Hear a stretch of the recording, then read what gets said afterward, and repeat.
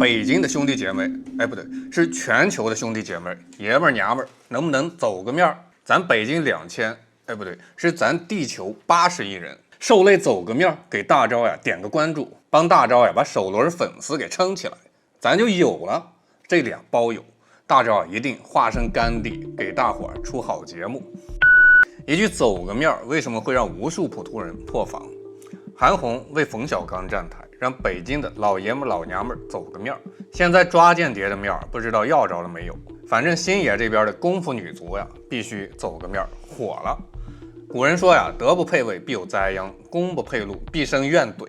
世間所有行業的衰敗，從來不是輸給了外部競爭，而是毀於內部的傲慢與特權。一句走個面兒，為什麼會讓無數普通人破防？看似是韓紅為馮小剛新片抓特務站台的一句隨口吆喝，實際上是中國影視圈最赤裸的一次精英特權翻車現場。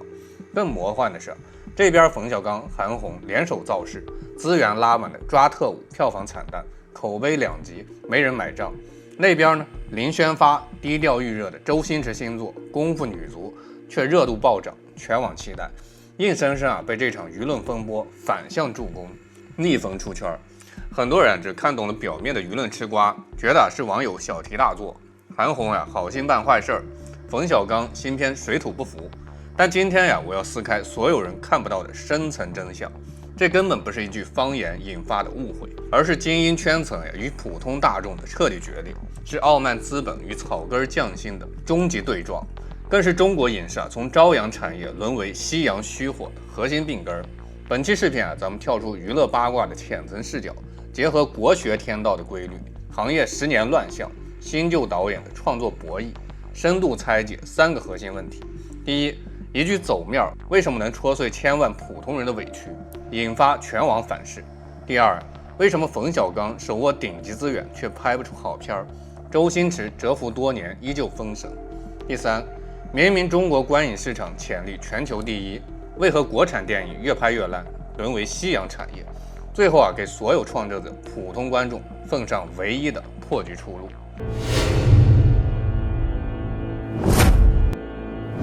我是白飯大钊，歡迎來到老李劇。先來看第一層痛點拆解，走個面不是人情，是特權階層的道德綁架。馮小剛新諜戰片抓特務上映，韓紅作為全片配樂製作人，耗費數月心血打磨配樂，念着跟馮小剛多年的老友情誼，在北京首映裡上台吆喝，咱北京2000多萬兄弟姐妹爺們娘們能不能給走個面，受累把首輪票房給帶起來。現場圈內大佬、明星藝人、行業同仁掌聲雷動，其樂融融。劃重點，在封閉的精英圈層裡這句話是江湖義氣，是人情世故，是互幫互助的圈內溫情。可當鏡頭流出，推向全網10幾億普通觀眾，瞬間引爆集體反感，無數網友怒評憑什麼？這裡我問所有觀眾一個扎心的問題：什麼叫走面？走面是街坊鄰居小店開業，鄰里免費捧場，湊個人氣。是親友創業碰壁，熟人無償助力，捧個場面。它的核心本質是普通人之間的雙向善意，無償人情，平等互助。但馮小剛、韓紅這群人是什麼層級？是站在影視金字塔頂端的精英圈層。抓特務制作成本逼近3個億，投資方掙得盆滿缽滿，主創團隊人人手握百萬、千萬片酬，明星藝人享受萬眾追捧。影片自帶頂級院線排片，全網宣發資源，圈層流量傾斜。他們住着豪宅，拿着高薪，享受着行業特權，到頭來卻轉頭告訴月薪2800、朝9晚5養家糊口的普通人：你們省吃儉用，掏自己的血汗錢，來給我們精英階層走個面，幫我們衝票房、撐體面。這不是人情，這是赤裸裸的特權綁架。古人講天道酬勤，權責對等。普通人的每一分收入都是加班熬夜、奔波勞碌換來的血汗錢。我們沒有義務，更沒有責任為資本的揮霍、明星的片酬、精英的體面來買單。更諷刺的是，這場鬧劇的始作俑者馮小剛，早在2017年就當眾拋出過驚世言論：中國垃圾電影太多，就是因為太多垃圾觀眾。當年這句話得罪了全網觀眾，如今再看，簡直是一語道破他的傲慢本質。在馮小剛的精英邏輯裡，電影拍得爛，票房撲街，從來不是導演不用心、劇本不行、製作敷衍，而是觀眾審美差，觀眾不懂欣賞，觀眾是垃圾。時隔8年，他的邏輯徹底閉環。拍爛片是觀眾的錯，票房不該是觀眾不捧場，最後還要觀眾自掏腰包為他的傲慢來買單，給他走面。這就是當下影視圈最畸形的特權思維，精英掌握所有資源，享受所有紅利，卻不承擔任何風險，所有失敗，所有虧損，所有體面都要普通大眾來兜底兒。很多人替韓紅辯解，韓紅人品沒問題，常年做公益，只是隨口一句方言，沒必要上綱上線。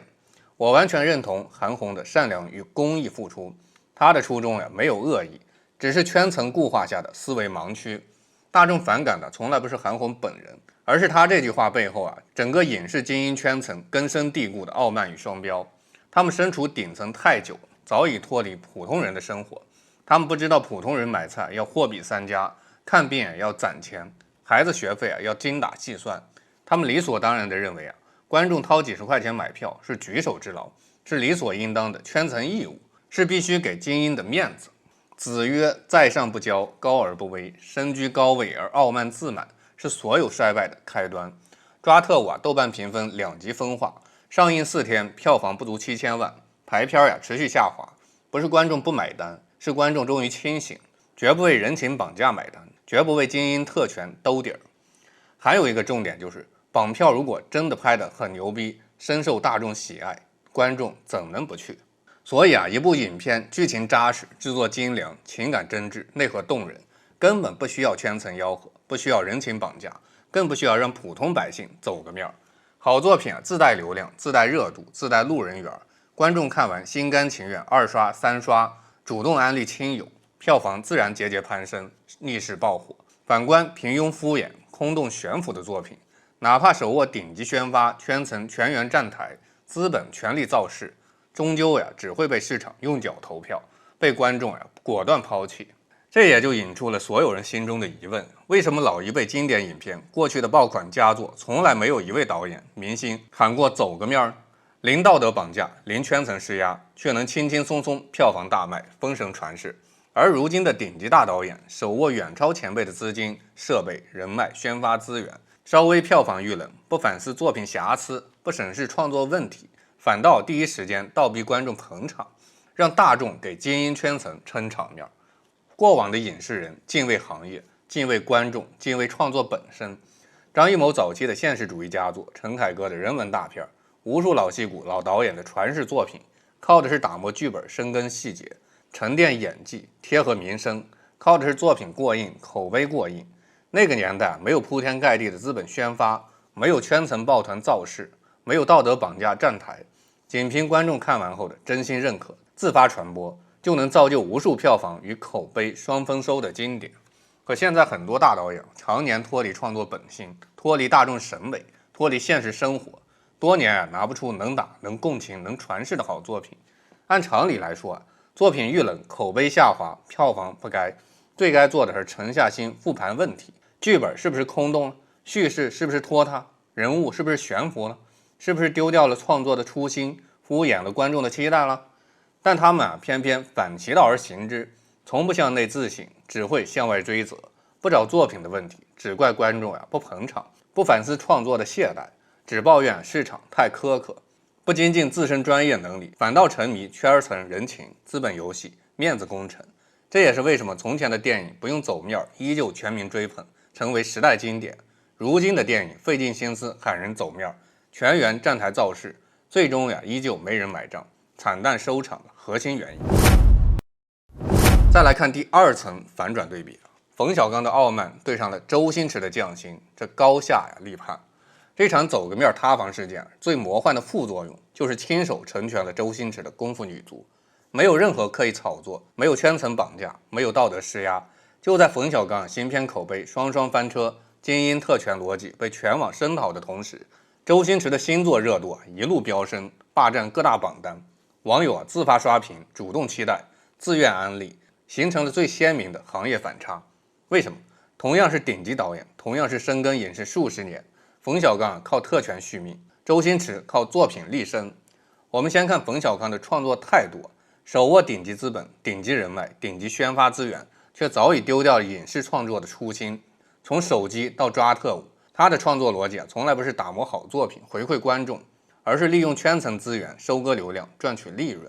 作品口碑下滑，他不反思劇本粗糙敘事空洞，反倒怪觀眾審美低下，怪市场環境不好，怪大眾不懂藝術，一邊享受着行業頂級紅利，一邊鄙視着自己的衣食父母，也就是養活自己的普通觀眾。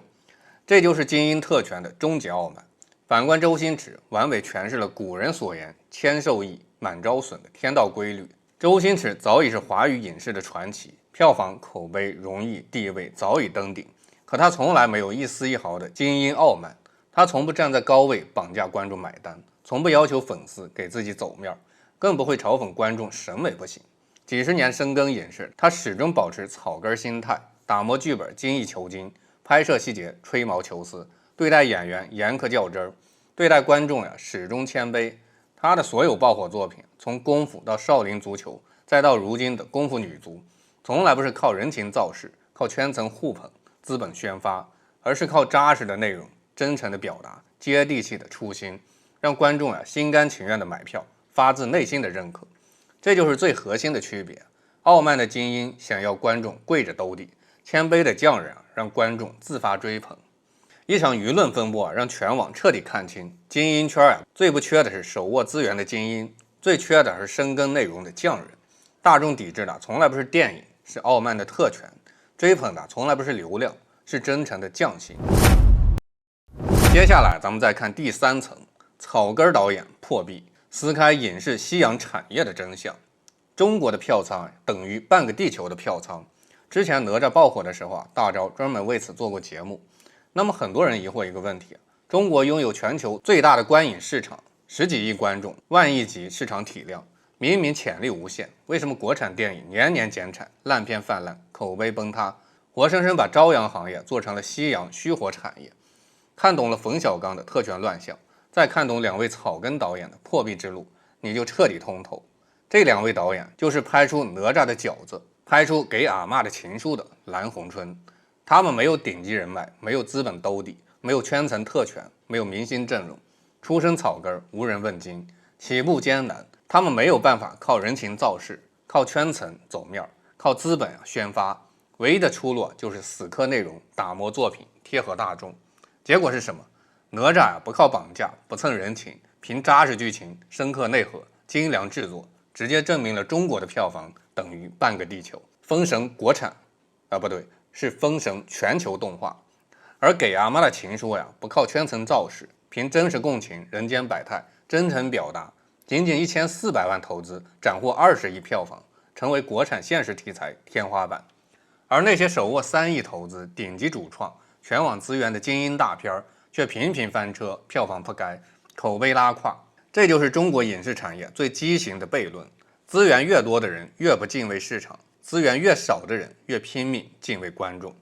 如今影視行業之所以淪為夕陽產業，核心病根只有3個：第一，特權壟斷資源，劣幣驅逐良幣，資本圈層把控了所有投資、排片、宣發渠道，草根創作者沒有出頭之路。認真做內容的人沒資源、沒曝光、沒排片，混圈子、搞人情、耍特權的人手握巨資肆意揮霍，爛片層出不窮，好片無人問津。第二，創作者心態崩塌，傲慢取代匠心，精英導演早已脫離大眾生活，不觀察人間百態，不傾聽大眾聲音，閉門造車拍懸浮劇情，作品脫離現實，空洞無物，卻反過來嘲諷觀眾審美不行，把自身的無能歸咎於大眾的平庸。古人云：君子務本，本立而道生。影視的根本是內容，是共情，是煙火人間。拋棄根本，追逐特權，行業必然衰敗。第三，行業邏輯錯位，收割取代了深耕。現在的影視圈，沒人願意花幾年打磨劇本，深耕細節，雕琢演技。所有人都想短期變現，快速收割，靠流量，靠人情，靠炒作，靠綁架。唯獨不靠作品，短期收割掙快錢，長期透支行業口碑，最終讓觀眾徹底失望，放棄觀影，行業自然逐步凋零。為什麼周星馳永遠封神，草根導演總能黑馬突圍？因為他們守住了行業的本心與本分，不恃寵而驕，不以權傲慢，不唯利是圖，始終敬畏市場，敬畏觀眾，敬畏創作。說到這兒，很多人會問，既然影視圈特權泛濫，亂象眾生，普通觀眾能做什麼？行業還有救嗎？普通人的堅持有意義嗎？今天我給出全網最通透、最落地的3個解決方案，無論是觀眾還是創作者都能看懂，踐行破局。第一，對觀眾而言，拒絕人情綁架，用錢包投票，守住理性底線。請永遠記住，觀眾從來不是影視精英的兜底工具，觀眾是行業的裁判與基石。我們的每一張電影票是對優質內容的獎勵，不是對精英特權的供養。以後所有靠人情造勢、圈層綁架、道德施壓的爛片一律果斷拒絕。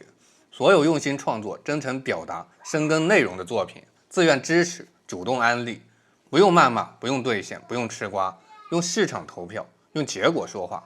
當傲慢的特權掙不到錢，自然會回歸匠心；當真誠的作品持續出圈，行業自然會回歸正軌。這就是普通人最強大的反擊，也是最清醒的堅守。第二，對創作者而言，捨棄圈層特權，回歸內容本心，敬畏天道人心。中國老話，得道者多助，失道者寡助。影視創作的道，從來不是人脈圈層、資本特權、流量炒作，而是共情大眾，記錄時代，打磨作品。冯小刚的翻車是特權失道，周星馳的长青是守心得道，饺子蓝紅春的突圍是深耕得道。所有依賴特權綁架大眾的創作，終會被時代淘汰。所有扎根內容、真誠走心的作品，終將會被大眾銘記。無論行業如何浮躁，內容永遠是王道，真誠永遠是必殺技，這是永遠不變的行業天道。第三，對行業而言，打破圈層壟斷，清理特權亂象，重構創作生態。影視行業想要擺脫夕陽困境，重現朝陽活力，必須打破精英圈層的資源壟斷，給草根創作者機會，給優質小成本作品曝光，淘汰流量至上、特權至上的畸形規則，讓資源向匠心傾斜，讓紅利向真誠靠攏，讓作品好壞來決定票房，而非圈層人情決定資源。最後我想對所有身處這個時代的人說一句：潮水退去，我們才知道誰在裸泳；而人心覺醒，我們才明白誰在真正敬畏觀眾。